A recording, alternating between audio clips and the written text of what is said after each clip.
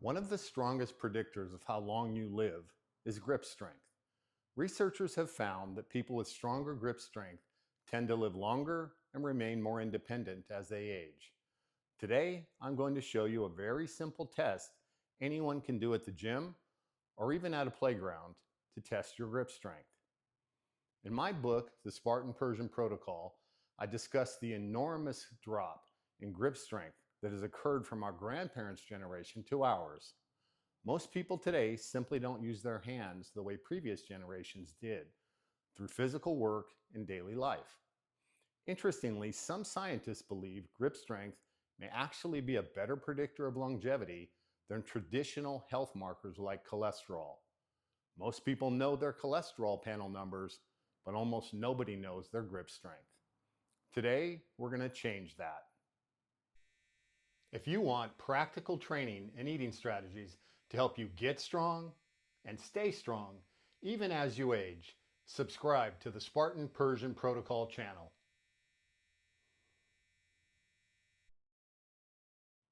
Now, if you have not watched my previous time under tension lifting videos, please go back and watch them. The lat pull down, the row, and the deadlift are especially important. These compound pulling movements train your grip strength every time you perform them.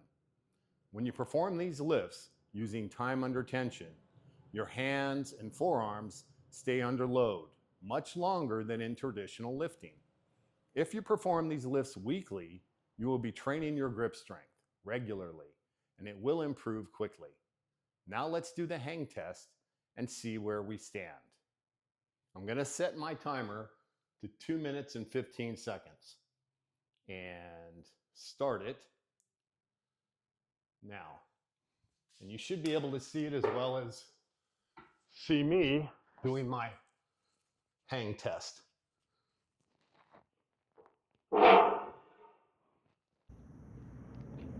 Probably not going to talk a lot because I'm not going to have much oxygen.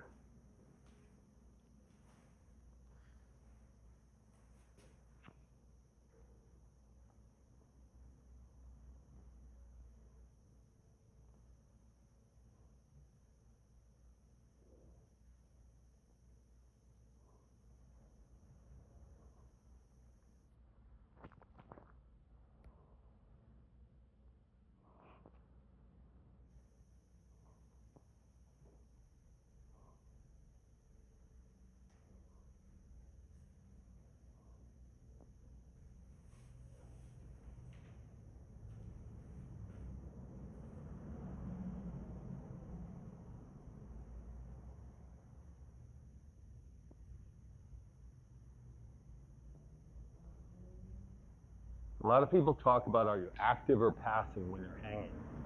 For me, when I'm hanging and doing my test, after about a minute, I'm just passive. I can't activate my shoulders.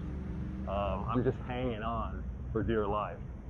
So I've read a fair amount about whether you should hang passively or actively.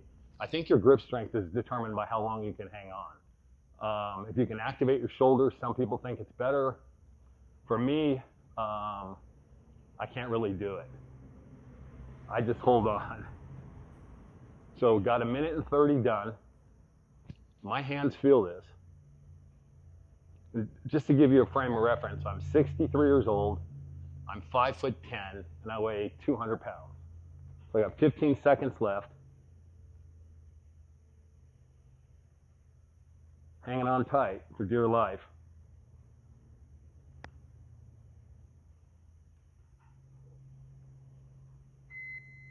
So that's 1 minute. Let's do a few more seconds. That's about all I got in the tank. Okay, all right. My total hang time was 2 minutes and some change. Again, I'm 63 years old, 5'10", and weigh about 200 pounds.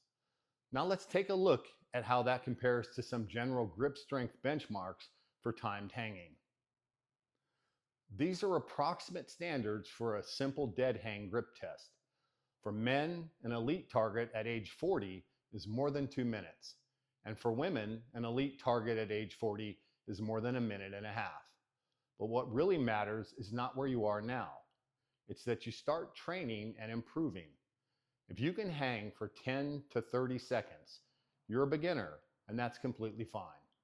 If you're around 30 to 60 seconds, you're already building a solid foundation.